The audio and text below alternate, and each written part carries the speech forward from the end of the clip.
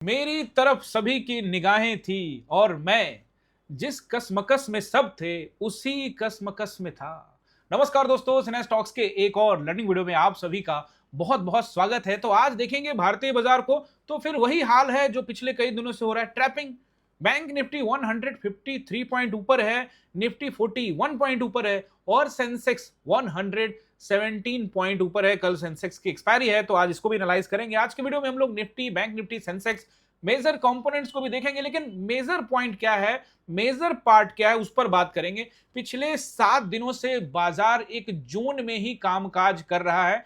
आपको अगर याद हो तो मैंने आज से 7 दिन पहले लगभग इसी बारे में बात की थी कि कहीं ये जोन ना बना दे। बट दोस्तों, एक्सपेक्टेशन मेरा बिल्कुल नीचे की तरफ था। ये मैं एक्सेप्ट करने के लिए बिल्कुल तैयार हूं, क्योंकि पिछले कई दिनों से मैं लगातार कह रहा हूं कि बाजार में दबाव है और बाजार को नीचे आना चाहिए। लेकिन बाजार बार बार 400 के आसपास, 23,400 के आसपास में सपोर्ट ले रहा है और ऊपर रेसिस्टेंस का सामना कर रहा है 23,800, यानी कि 400 के पॉइंट का दायरा बनाया है और उसी के दरमियान कामकाज कर रहा है। ऐसे में अब सवाल यह है कि अगर बायर्स इंटरेस्टेड हैं तो ऊपर क्यों नहीं जाता और सेलर्स ज्यादा सेल करके नीचे क्यों नहीं लाते।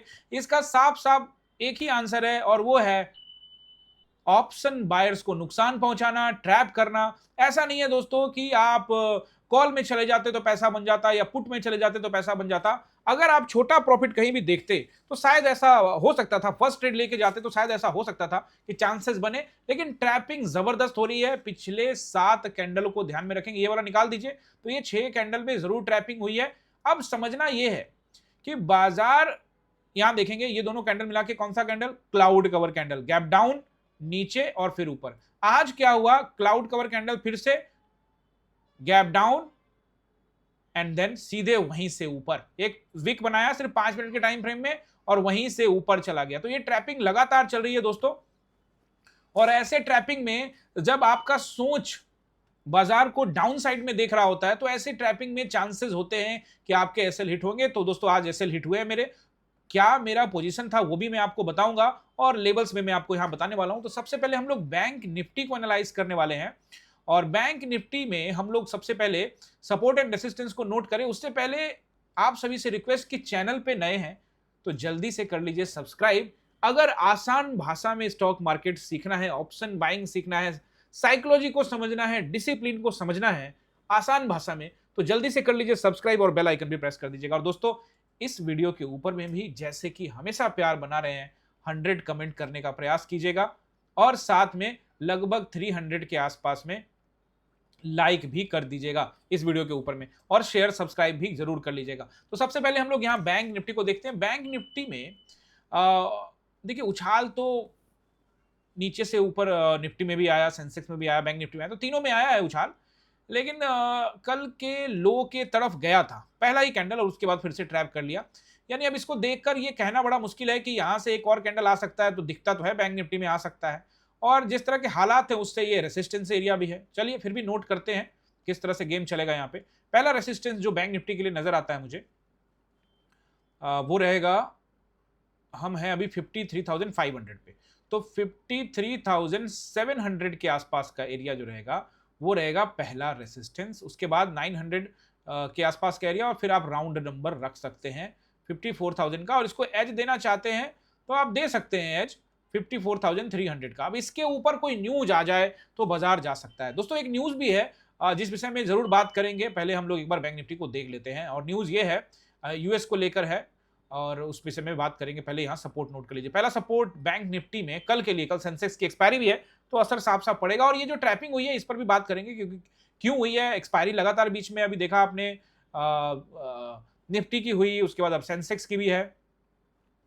तो पहला सपोर्ट रहेगा बैंक निफ्टी में 53,300 के आसपास का एरिया। इसको अगर हम ब्रेक करते हैं तो राउंड नंबर की तरफ बढ़ेंगे जो कि 53,000 का राउंड नंबर होगा। इसको हम ब्रेक करते हैं तो फिर 52,800 के आसपास का एरिया जो कि आज का लो है और परसों का लो एरिया है। तो ये रहेगा 800 के आसपास में, 780 तक रख सकते हैं।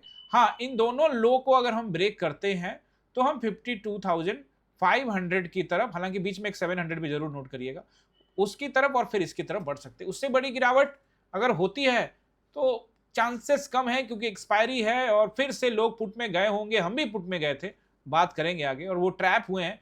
कुछ लोग होल्ड कर गए होंगे। हम बेसिकली बेटी एसटी नहीं करते हैं, हम स्टॉप लॉस दिए और निकल लिए और एक्सेप्ट करते हैं दोस्तों, और एक्सेप्ट करने में हमेशा फायदा ही होता है, वो भी मैं आपको थोड़ा सा जरूर बताने वाला हूं। बैंक निफ्टी हो गया, सेंसेक्स देखते हैं। सेंसेक्स को अगर आप देखेंगे तो कल है इसकी एक्सपायरी, और दोस्तों सेंसेक्स की जो एनालिसिस है ना वो बिल्कुल निफ्टी की कॉपी पेस्ट है, बस ये ध्यान रख लीजिए, जैसे निफ्टी चलती है उसी हिसाब से सेंसेक्स भी चलती है। पहला नंबर जो मुझे यहां पे नजर आ रहा है रेसिस्टेंस में, वो रहेगा 75,500 का एरिया, 75,500। उसके ऊपर निकलता है 75,700 का एरिया, और फिर उसके बाद इसके ऊपर निकलने के चांसेस अगर बनाता है तो चांसेस बहुत कम है, लेकिन फिर भी 76,000 की तरफ बढ़ सकता है। इसके ऊपर एज तत्काल में तो नजर नहीं आता, अगर हुआ तो टेलीग्राम में अपडेट करूंगा। अब नीचे का सपोर्ट सेंसेक्स में नोट करिए। पहला सपोर्ट जो मुझे नजर आता है वो रहेगा 75,000 का राउंड नंबर सीधे, चूंकि एक लॉजिकल नंबर है तो ये तत्काल में सपोर्ट का काम करेगा। इसको हम ब्रेक करते हैं तो 74,700, 500 और 300 की तरफ, यानी 74,300 की तरफ आपको बढ़ते हुए नजर आ सकते हैं। अब देखिए, जब तक ये इसका जो लो है ना, यही 74,300 400 का लेवल है, इसको ब्रेक जब तक नहीं करेंगे, यानी ये पूरा का पूरा जो जोन बन रहा है, इसको जब तक ब्रेक नहीं करेंगे तब तक नीचे नहीं देखेंगे। तो फिर से अगर हम कल को वापस नीचे आते भी हैं तो ये जोन तोड़ने के लिए बड़ी गिरावट करनी पड़ेगी। अब दोस्तों हम लोग बात करते हैं उस न्यूज के बारे में, उसके बाद फिर हम लोग मेजर कंपोनेंट को भी देखेंगे, जैसे एचडीएफसी वगैरह। पर न्यूज क्या है दोस्तों? न्यूज यहां पर ये है, मैं आपको यहां से दिखाता हूं, और यहां अमेरिका ईरान जंग। देखिए, अमेरिकी संसद में, इसको ओपन कर देते हैं, अमेरिकी संसद में ईरान जंग रोकने का प्रस्ताव पास किया गया है। ठीक है, ट्रंप के 4 सांसदों ने उनके खिलाफ वोटिंग की है। राष्ट्रपति के पास वीटो का अधिकार बाकी है। और दूसरी बड़ी बात यह है दोस्तों कि अमेरिकी संसद में ये जो प्रस्ताव पारित हुआ है, ये जो प्रस्ताव है, आप देख सकते हैं अमेरिकी संसद में डोनाल्ड ट्रंप को सैन्य शक्तियों को सीमित करने वाला प्रस्ताव जो है वो पारित हुआ है, और वो 50-47 से पास हुआ है, यानी कि 50 मत जो है वो युद्ध को रोकने के लिए, और 3 मत जो है वो मतलब 47 मत जो है वो युद्ध जारी रखने के लिए। इसमें से 4 रिपब्लिक सांसद, यानी कि ट्रंप की पार्टी के सांसद दूसरी तरफ से वोट किए। अगर इनके तरफ से कर देते तब तो ये आराम से निकल सकते थे, क्योंकि इनके हो जाते 47-4-51, और फिर वहां नंबर 4 कम हो जाता और वहां पर हो जाता 46। तो ये आंकड़ा बदल गया, क्योंकि पाला बदला वोट के समय में लोगों ने। दूसरी बड़ी बात यहां पर एक चीज है, अभी सीनेट में, यानी कि वहां के संसद में इस पर अंतिम वोटिंग होनी बाकी है, अभी पूरा नहीं हुआ है। इसके बाद इसे रिपब्लिकन बहुमत वाली हाउस ऑफ रिप्रेजेंटेटिव्स से मंजूरी लेनी होगी। यानी कि जैसे आपके हमारे देश में संसद भवन में 2 हैं, निचली सदन और ऊपरी सदन, यानी कि लोकसभा और राज्यसभा। उसमें एक में पास हो जाने से कानून तो नहीं बनेगा, हालांकि उसके बाद भी अगर पास हो जाता है, हालांकि यहां पे तो रिपब्लिकन का ऑलरेडी बहुमत है, मान लेते हैं कि फिर भी आप यहां रिपब्लिक यहां पर इधर उधर हो जाते हैं, उसके बाद भी ट्रंप के पास वीटो है, पावर है, और फिर उस वीटो को रद्द करने के लिए, अगर वीटो के मतलब वीटो इतना पावरफुल है उनके पास कि वो इसको ना मानते हुए युद्ध को जारी रख सकते हैं। और अगर फिर उस वीटो को भी चैलेंज करना है तो उस वीटो के खिलाफ भी प्रस्ताव लेकर आना पड़ेगा, और दोनों हाउस में 2/3 बहुमत, यानी कि 100 में से 66 नंबर आपको वोट करने पड़ेंगे। इसका मतलब ये साफ साफ है कि ये ट्रैपिंग के लिए ये न्यूज आया है। फिलहाल ऊपर जाता हुआ मुझे नजर नहीं आता, और अगर जाता हुआ नजर आता है तो मैं सिंपली यही कहूंगा कि सपोर्ट रेसिस्टेंस के ऊपर में समय बिताए। अगर समय बिता के ब्रेकआउट देता है तो फिर ये देखा जा सकता है, बहरहाल ऐसा नहीं दिखता। तो ये एक न्यूज है जो आपको पता लग गया। अब हम लोग यहाँ पे सेंसेक्स को देख चुके हैं, बैंक निफ्टी को देख चुके हैं, एचडीएफसी के तरफ हम लोग यहाँ पे जा रहे हैं। दोस्तों आप सभी को मैं बार बार क्या याद दिलाऊं, मार्केट किस कंडीशन में कामकाज कर रहा है वो आपको पता है, और प्राइमरी मार्केट जहां से आप रोजमर्रा की चीजें खरीदते हो, जो दुनिया चल रही है, और सेकेंडरी मार्केट ये स्टॉक मार्केट है। प्राइमरी मार्केट में ऑयल क्राइसिस है, इवन खाने का ऑयल तक के बारे में भी प्रधानमंत्री ने कहा है कि कम से कम इस्तेमाल करो। डीजल पेट्रोल को लेके आपको पता है महंगाई भी बढ़ रही है और क्राइसिस भी है, दुनिया भर में है, हमारे यहाँ भी है। उसके अलावा गैस को लेके भी किल्लत है। डॉलर और रुपए के मुकाबले में कोई मुकाबला ही नहीं है। डॉलर आसमान से ऊपर है रुपया के मुकाबले में, और रुपया पाताल से भी नीचे जा चुका है। तो ये जो चीज है ना, इसके बावजूद बाजार में इस तरह की ट्रैपिंग होना एक ही मात्र इसका वजह है, एकमात्र वजह, क्योंकि ऑप्शन बायर्स को पकड़ना है। अब एक और चीज मैं आपको यहां पर बताऊंगा एनालाइज करने से पहले एचडीएफसी, ये ध्यान रखना है आपको दोस्तों कि जिस तरह से बाजार में पिछले 4-5 दिनों से जो ट्रैपिंग चल रही है, चाहे आप किसी भी तरफ ट्रेड बना रहे हो, ट्रैपिंग चल रही है, इसमें ज्यादातर ऑप्शन बायर्स को नुकसान होता है, खास करके जो स्टॉप लॉस नहीं लेते, होल्ड करते हैं, और दूसरा जो सिंगल प्रॉफिट होने के बाद भी बार बार ट्रेड करते हैं, नहीं ओवर ट्रेड करते हैं, उनको और नुकसान होता है। और ऐसे में आपका कैपिटल खत्म होता है, और कैपिटल खत्म होने के बाद या आपका माइंडसेट खराब होता है। जिस दिन बाजार अच्छा चलेगा, स्मूथली चलना स्टार्ट होगा, या कोई क्रैश होगा, या ऊपर रैली होगी जिसकी संभावना कम है, नीचे क्रैश होता है, तो आपके पास कैपिटल नहीं होगा। बाजार आप देखते रहोगे 200, 300 पॉइंट, 400 पॉइंट, 500 पॉइंट गिर रहा है, और आपके हिस्से में कुछ नहीं आएगा, आप हाथ मलते रहेंगे। इसीलिए आपको यह समझना बहुत जरूरी है कि अगर ऐसे सिचुएशन में कभी फंस जाएं, तो आप इस बात का ध्यान रखें कि स्टॉप लॉस आपका सच्चा दोस्त है, हथियार है, वही आपको काम आएगा। दोस्तों, स्टॉप लॉस इतना इंपॉर्टेंट है ना, सारी दुनिया एक तरफ, मैंने आपको कितनी बार स्टॉप लॉस के बारे में बता चुका हूं, और आप चाहें तो वीडियो भी देख सकते हैं। वैसे मैं लास्ट स्क्रीन पे स्टॉप लॉस का वीडियो और आई बटन पे भी लगा दूंगा, आप वहां से चेक कर लीजिएगा। स्टॉप लॉस बहुत इंपॉर्टेंट है। चलिए, बैंक निफ्टी हो गया, निफ्टी हो गया, सब हो गया। अब एचडीएफसी की तरफ चलते हैं। निफ्टी तो भी बताएंगे लास्ट में। एचडीएफसी वैसे ही हुआ, देखो, जहां खुला वही बंद हुआ। ओपन लगभग यही था जहां पे ओपन हुआ, और क्लोजिंग भी लगभग वही है, 5960 और 5950, सिर्फ 10 पैसे ऊपर नीचे हुआ। ओवरऑल 2 रुपए यहाँ पे नीचे है, आधा % से थोड़ा सा कम नीचे है। और इसको देखकर अब डबल कैंडल यहाँ पर बनने की आशंका है, नीचे भी आ सकता है, और यहाँ से आपको एक ग्रीन कैंडल, यानी कि ड्यूअल मोड में चला गया है। इसको देखेंगे अगर, तो ये भी गैप डाउन होने के बाद खींचा ऊपर, और कहीं ना कहीं मदद भी किया, बाद में थोड़ा सा नीचे लाने में भी मदद किया, लेकिन फाइनली फिर ऊपर चला गया। आईसीआईसीआई बैंक में हाई ट्रैपिंग चली आज, उसका असर बाजार में भी दिखा। रिलायंस में ये क्या हुआ? रिलायंस में फिर से, जैसा कि मैंने आपको बताया था कि 13-15 सपोर्ट है, अगर इसको ब्रेक करता है तो हम 1270 की तरफ बढ़ेंगे।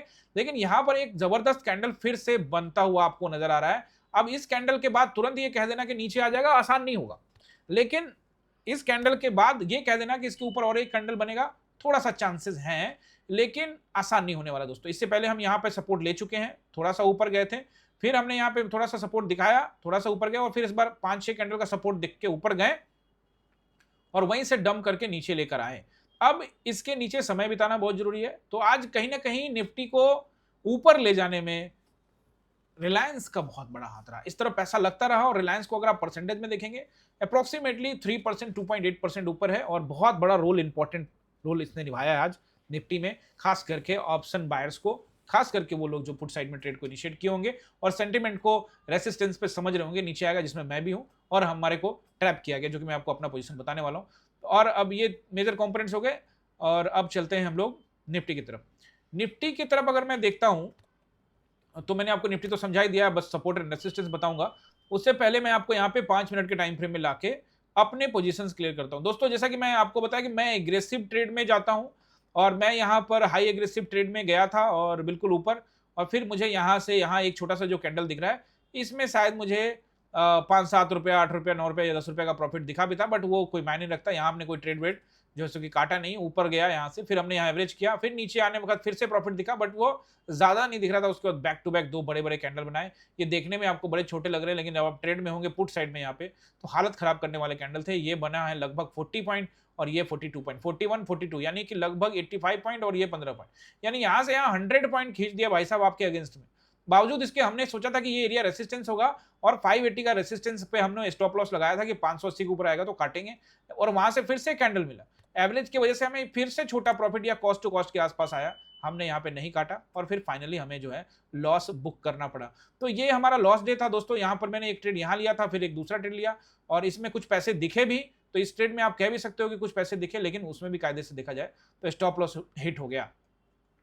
उसके बाद एक और ट्रेड यहाँ पे इनिशिएट किया था, तीसरा ट्रेड। दोस्तों वो तीसरा जो ट्रेड था यहाँ पे, अब बेसिकली मैंने तो लॉट साइज कम रखा था। जैसा कि मैं आपको हमेशा बताता हूँ, लॉट साइज को थोड़ा मैनेज करना बड़ा जरूरी होता है, लेकिन कई बार ऐसा होता है कि लॉट साइज ज्यादा बड़ा होने की वजह से, एवरेज होने की वजह से और बड़ा होता चला जाता है। तो लॉट साइज शुरू में तो कम था, लेकिन इन पॉइंट पर एवरेज करने की वजह से लॉट साइज बढ़ा और नुकसान हुआ, यानी कि आज जो ट्रेड्स बने वो नुकसान में गए हैं।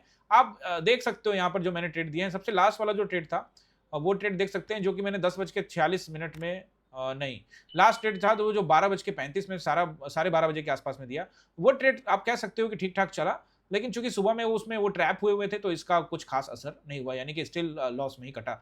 240 यानी कि 240 से स्टार्ट हुआ और 270 गया, 30 रुपीज, बट सुबह के ट्रेड में हम फंसे हुए थे। तो और उसके अलावा भी दोस्तों जो पहला ट्रेड था वो तो फंस ही गया था, सेकंड ट्रेड भी यहाँ पर 5-7 रुपए का प्रॉफिट दिखा के फंस गया था, यानी कि ऑलमोस्ट सीधा सीधी मैं एक लाइन में कहूँ तो इट्स एसएल डे, और एसएल लेने में कोई बुराई भी नहीं है। जरूर यहाँ पर जो बाकी दिनों के मुकाबले में जो एसएल होता है लॉट साइज के हिसाब से, वो एसएल बड़ा हुआ। जैसे मान के चलो एग्जांपल के रूप में कि अगर आप यहाँ पर चीजों को एनालाइज करते हो, देखो ये मैं आपको समझा रहा हूँ कि एवरेज करने के लिए मैं कोई सलाह नहीं दे रहा हूँ, ये मैं सिंपल आपको ये समझाना चाह रहा हूँ कि ओवरऑल बाजार का ट्रेंड क्या है, उसके हिसाब से हमने यहाँ पे प्लान को एग्जीक्यूट किया था। प्लान समझाना बड़ा जरूरी है दोस्तों।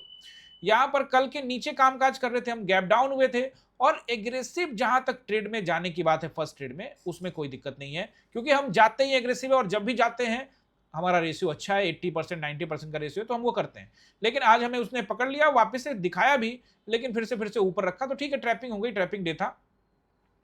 तो ये रहा सिचुएशन। अब नीचे जाने के पीछे का रीजन ये था कि हम गैप डाउन थे, कल के नीचे क्लोजिंग मिली थी हमें, कल क्लोजिंग के नीचे कामकाज कर रहे थे, और यहां से जो उछाल आया था वो भी रेसिस्टेंस से बाद यहाँ पे नीचे गिरने का यहाँ पे संभावना भी दिखाया था, लेकिन चलिए ट्रैपिंग हो गई, part of the game. But नीचे पुट पे जाने का चांस क्यों लिया था? क्योंकि कल के नीचे कामकाज कर रहा था, इसलिए भी लिया था ये चांस। इससे पहले भी दोस्तों यहाँ पर कल हमने चांस लिया था, आप सभी को बताया था मैंने, और ये 3 कैंडल ग्रीन बनने के बाद तुरंत यहीं पर गए थे और 100 पॉइंट हमें जाते के साथ मिल गया था, क्योंकि हम एग्रेसिव जाते हैं और उसके बाद फिर प्राइस एक्शन ऊपर का रहा, जिससे हमें थोड़ा सा लॉस हुआ। अब बात आती है कि प्राइस एक्शन ऊपर के बनाने के बाद भी दोस्तों ये जो प्राइस एक्शन आपको दिख रहा है, ये देखने में बड़ा आसान लग रहा है, लेकिन दोस्तों ये अचानक से 10 मिनट में बड़े बड़े कैंडल बनाने से और फिर उसके बाद फिर से 2 कैंडल फिर से नीचे लाने पे ये उम्मीद हो जाती है, ये सोच हो जाता है कि 580 रेसिस्टेंस था, हमने इसको माना था और यहां से रिजेक्शन मिला है। तो रिजेक्शन मिलने के बाद वो पैसा उतना ही दिखा जिससे आपको कुछ मिलने वाला नहीं है, यानी कि कॉस्ट टू कॉस्ट या फिर 5-7 रुपए नीचे ही चल रहा है, यानी लॉस में चल रहा है।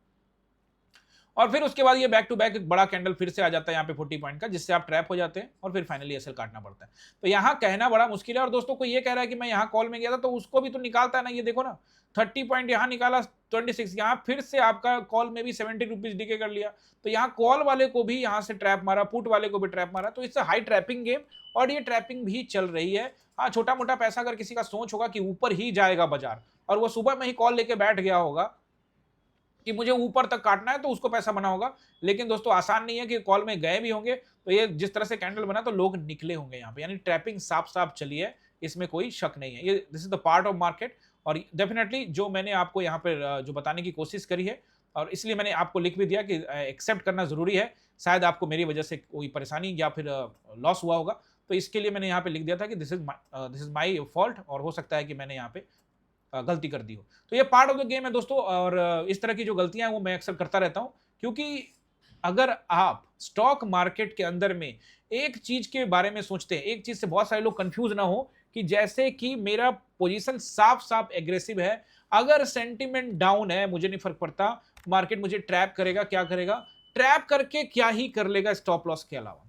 ठीक है, स्टॉप लॉस किसी दिन कम लॉट पे होगा, किसी दिन ज्यादा लॉट पे होगा, this is the part of market, ये हमें एक्सेप्ट करना ही पड़ेगा। सो मैं एक्सेप्ट कर रहा हूं, क्योंकि किसी को, बहुत सारे ऐसे लोग होते हैं, ये बात मैं इसलिए बोल रहा हूं दोस्तों, डेफिनेटली ये बात भी बिल्कुल सही है कि हर कोई अपने अपने रिस्क पे ट्रेड करता है, लेकिन बहुत सारे लोग जो हमारे चैनल पे आए हैं, जो आप लोग सुन रहे हैं, हमारे जो व्यूअर्स हैं, हमारे दोस्त हैं, वो सुन रहे हैं, उनका एक एक्सपेक्टेशन है, हालांकि पुराने जो व्यूअर्स हैं उनको पता है, इस विषय में कई बार बात कर चुका हूं कि उन सभी का एक एक्सपेक्टेशन हमारे चैनल से बन चुका है या हमारे ग्रुप पे आने के बाद, कि यहां आने के बाद 100% कमेंट्री सही होगी और हर हालात में पैसे बनेंगे। तो मैं उनको कह देता हूं कि गलत फहमी बिल्कुल भी ना पाले, मेरा भी लॉस होता है, और मैं आपको बोला भी कि मुझे लॉस होगा तो मैं बताऊंगा। किसी दिन पहले भी कई लोगों ने कमेंट किया था कि सर पिछले कई दिनों से आपने कभी बताया नहीं कि आपको लॉस हो रहा है, इतना डेली प्रॉफिट होता है। तो होता है, आज हुआ, तो मैं उसे आज आपको सामने बता रहा हूं कि हाँ हो गया, और ये हम एक्सेप्ट करने में इसमें कोई बुराई भी नहीं है। तो ये बात मैं आपको इसलिए बता रहा रहा हूं दोस्तों कि किसी से कोई एक्सपेक्टेशन रखने की जरूरत नहीं है। अगर आप किसी से कोई एक्सपेक्टेशन रखते हैं या कोई पॉइंट को मैं आपको बता रहा हूं, ये मैं एकदम खुला खुला बोल रहा हूं ओपन, कि अगर मैं कोई पॉइंट बता रहा हूं तो उसमें आपको अपना दिमाग भी, अपना ब्रेन भी यूज करना होगा कि क्या ये पॉइंट चलेगा। अब देखो ऐसा होता है दोस्तों कि 10 दिन तक आप एक पोजीशन को पकड़ते हो, ट्रेड करते हो, उसमें से 8 बार अच्छा चल जाता है, 2 बार नहीं चलता, तो कुछ उंगलियां उठती है, और मैं स्वीकार करता हूं ऐसी उंगलियों कोई दिक्कत नहीं है। और फिर जब अच्छे चलेंगे तो फिर वो उनको भी समझ में आएगा, this is the part of market, so I accept this. Okay, बस मैं आपको ये इतना कहना चाहूंगा कि हमारा ये जो चैनल है वो सच बोलने में यकीन करता है। मैं सीधा सीधी सच बोलता हूँ, हमारा चैनल भी सच है, हम भी सच है, सब सच सच कि भैया ये किए, ये गलती हो गई, ये सही था, ये होता। हम जाते एग्रेसिव, उसमें कोई कॉम्प्रोमाइज हम नहीं करने वाले हैं जब तक कि बाजार down trend, overall down trend में कामकाज करेगा। वन डे टाइम फ्रेम में अगर किसी को ये गलतफहमी है कि बाजार अप ट्रेंड काम कर रहा है तो वो इस गलतफहमी में रह सकता है, मैं उसको नहीं निकाल सकता। फिलहाल मेरे हिसाब से बाजार डाउन ट्रेंड में है, जब तक कि बाजार ये वाले पिछले हाई को ब्रेक नहीं करता तत्कालिक अप ट्रेंड नहीं आने वाला, और ये भी तत्कालिक होगा, फिर से रेजिस्टेंस एरिया ही होंगे। अब ये यहाँ पर जोन बना रहा है नीचे आने के बाद, तो एक बार इसको नीचे तोड़ेगा तो अच्छा पैसा बनेगा। जैसा कि मैंने आपको बताया, बार बार ट्रैपिंग होने से या बड़ा ऐसे लेने से आप परेशानी में जाएंगे, डिप्रेस होंगे, और उसका असर आपके ट्रेडिंग पे पड़ेगा, और जब बाजार स्मूथली चलेगा, अच्छा चलेगा, आप ट्रेड में नहीं होंगे। तो इन सब चीजों को सीखना समझना बहुत जरूरी है दोस्तों। और एक बात और, कि जब आप कोई ट्रेड को ले लेते हैं तो उसमें एसएल ले लीजिए। एसएल इज द, मैंने आपको हमेशा बताया, फिर से लास्ट में वीडियो में लगा दूंगा, SL is your best friend. अगर आप एसएल लेना सीख जाते हैं तो फिर आपको कुछ भी करने की आवश्यकता नहीं है।